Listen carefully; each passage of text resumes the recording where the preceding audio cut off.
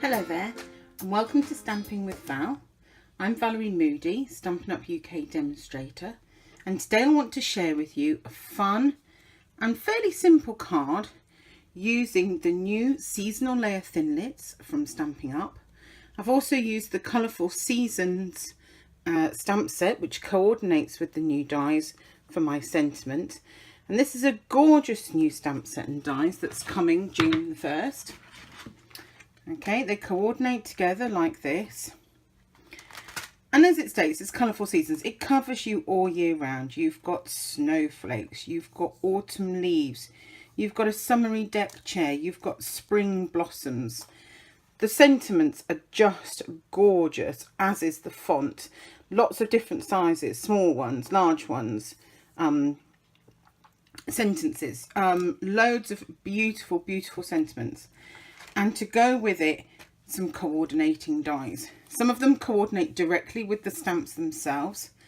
Others cut shapes that aren't in there, such as an Adirondack chair.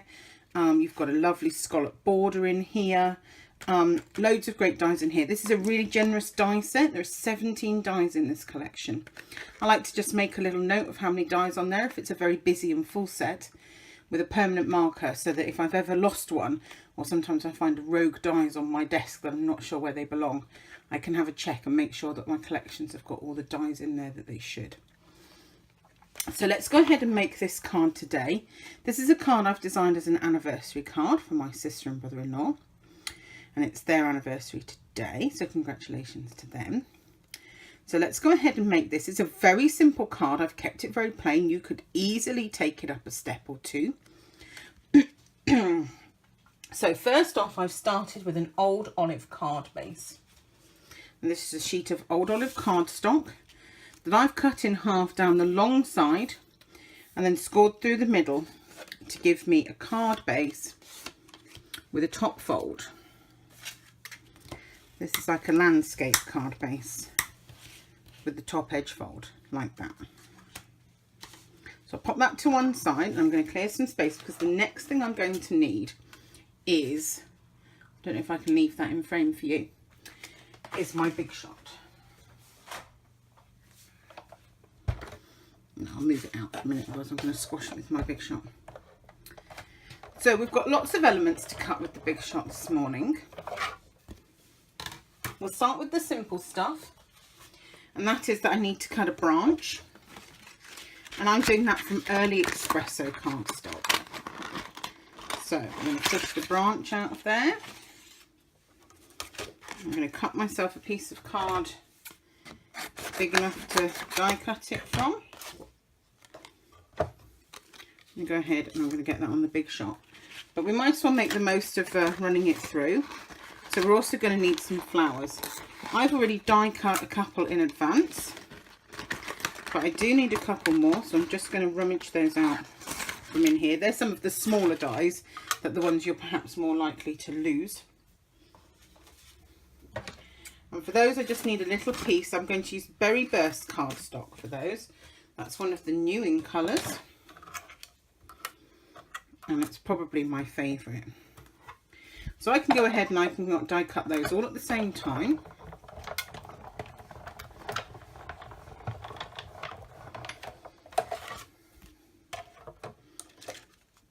And then I just need to carefully remove those. If they're stuck in the die, I shall just use a bit of a tool in a minute just to poke those out. Sometimes a little tap on your Big Shot is enough. This is very delicate, so you want to take care with that. Get rid of all the bits and bobs. I'll tidy up later. Oh, they just popped straight out, their flowers. Okay, a few little bits to pop out of those as well. We'll deal with it in a minute. Next up is the white layer that the flowers and branches all attach to. And this is a stitched rectangle. Obviously we don't have stitched rectangle dies. I've made this using a stitched square. So let me find those. So I'm going to start with a piece of white cardstock laid down on there, and I like to try and make sure that it's got some straight edges, because that's helpful for lining everything up. Then I've got the Stitch Shapes Framelits from Stampin' Up, and I am using the second largest square. So let's rummage those out. Okay. You'll have seen me do this technique a few times on several videos, so it might not be entirely new to you. I'm going to line it up with the left hand edge and the bottom edge. That'll help keep it straight as I move it through the machine. And it'll help me when I come to line up the other side in a moment. I'm going to slide the other plate inside the machine, and I'm going to cover most, but not all of the die. I'm covering the left edge and the top and bottom edges, but I don't want to catch that right hand side at all. And then I'm going to take it through the machine. Now we're on the other side. I'm going to carefully lift up the die, and hopefully you can see that we've just cut those 3 edges. Now I'm going to slide the die across, and I'm going to line it up with the bottom edge again. I don't want it the full width of my piece of card, so I can't use the right hand edge of the piece of card this time, but I can use that bottom edge. I'm also just going to have a little glance from the side and see if I'm able to line up the stitches from earlier. If I can, that's great. If I can't, it won't matter, and it'll still look good even if one of the stitches is slightly off. Just trying to keep it straight, and it wants to stick to my hands this morning. This time I'm going to pop the plate in, and I'm going to cover the 3 sides from this side now. Okay, the die's moved on me again. So this time I'm covering the top and bottom and the right hand edge. This die does not want to line up on me today. There we go. And when you're happy with it, the magnetic platform can be really useful for holding the die in place. I think it's because I'm using it right on the edge of the platform that I'm having problems. Now when I lift this up, the whole thing's come up. And if I carefully remove this from the die, you'll see that I've now got a stitch rectangle. I didn't quite get those stitches lined up, but do you know what? Once you've got the pretty flowers and stuff on there, nobody's going to notice. We're finished with the big shot for now, so I can put that out of the way. And believe it or not, we're at assembly already. So let's bring in all our pieces. I also have some more flowers. Now I'm going to want to give the flowers a little bit of shape, and for that I'm going to use my little handheld sort of embossing tool. Okay, and personally I'm going to put it in the palm of my hand. You can also do it on a foam sheet, but I'm a bit lazy about getting those things out, so I'm just going to use the center of my hand. I'm just going to sort of turn it. Where that one's come up like that, I want it more to go that way. I'm just going to manipulate it a little bit with my fingers, basically. I'm just looking to give them all a little bit of shape through that centre point.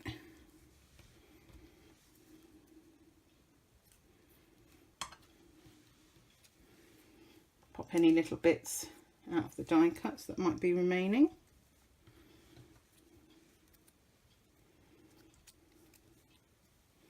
These are still new dies, so they pop out quite easily at the moment.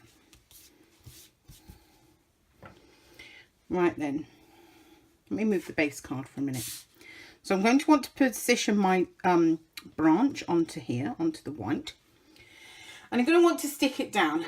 Ideally, you would actually use the new adhesive sheets that are coming in the new catalogue. And as soon as I've got some, I will do a how-to video on how to use them. But they're not available for us to purchase on pre-order at the moment, so I don't have any right now. But for now I'm just going to position it where I want it, and I want to look at putting my sentiment on, because then if I get my sentiment wrong, all I've got to do is recut the white section. I won't have to redo all my die cuts and everything. Now I'm going to make a second congratulations card, because actually it's my brother's wedding anniversary in a few days as well, by coincidence. So using my grid, I'm going to get that straight, and then I'm going to pop my block on top so that hopefully my word is straight on my block. And then I can ink it up. This is espresso ink as well. And I'm going to pop that down this bottom edge. like so. There we go, perfect. Only a little bit of stamping on today's card. So all we've got left to do now is kind of all the sticking. Without the advantage of the adhesive sheets, we're just left with glue. Fine tip glue is probably the best. Mine's blocked, so I'm going to go for tiny little dots of Tombow on some of the thickest parts. The ends just stick off the side of the card, so you don't really want to put any glue onto those. You don't need much. People aren't going to be tugging at it to get it off, are they? So looks like it needs to maybe slide across a little bit. Oh, I've got a bit of glue there. I'll cover it with a flower. Okay, all problems in crafting are always easily solved by the use of covering it with a flower. Right then, now I can put my flowers on. I'm going to use glue dots for these, but you could use a dot of Tombow. When I used glue dots, they showed through the holes, and so I just used my pokey tool to push them into the middle, and that kind of just raises them up a little bit. But your fine tip glue or your Tombow again would work equally well. Let me show you. Just a tiny dot on there, pop it where you want it to go, and then I would use the end of the pokey tool again just to press in that centre bit and keep it down. If some of the glue does show, don't worry, it dries clear. I'm going to go ahead, tiny bit of glue again, end of my pokey tool, and if you want you can just sort of hold that there for a moment or two just to make sure that it's stuck. Because it's Tombow, it will take a few moments to dry. You can't see I'm doing that off the screen, and then I end up with lots. Oh, never mind. You get the idea, I know you do. Okay, let's pop that one on.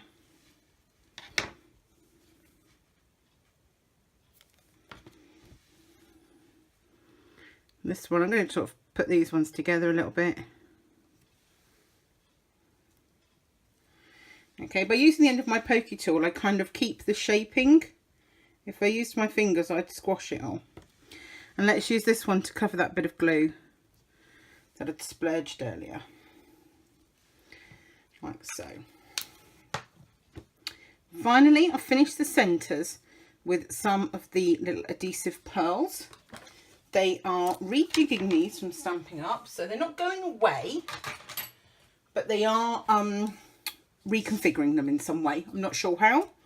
It'll be interesting to see when the new one comes, but that's okay because this was my last sheet anyway, and I've nearly finished it. I'm using the very tiniest ones.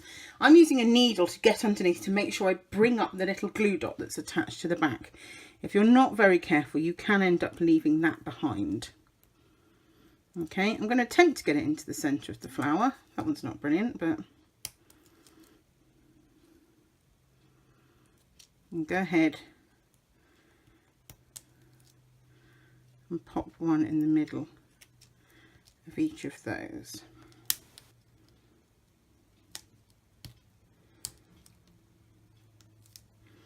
Which it says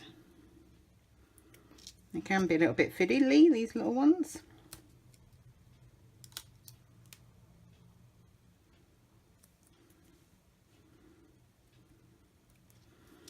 There you go, not too bad. I'm going to give them a press. That probably flattens all my flowers a little bit, but that's all right because then you can just tweak them back up. But you might want to wait until you're sure the glue's dried. Okay. When you've done all of that, you're just left to attach it to the base card then. I'm going to use some dimensionals. And again, trying not to squash my flowers on the other side. I'm going to apply one in each corner.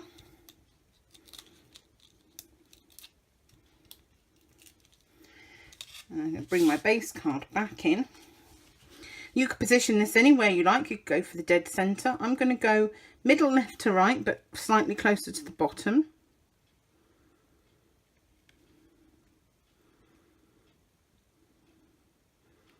About there. And carefully just press that down. And there you have it. There's my beautiful, fairly simple. This has taken less than 15 minutes. card to make using the new Colourful Seasons stamp set and the seasonal layers dies from Stampin' Up.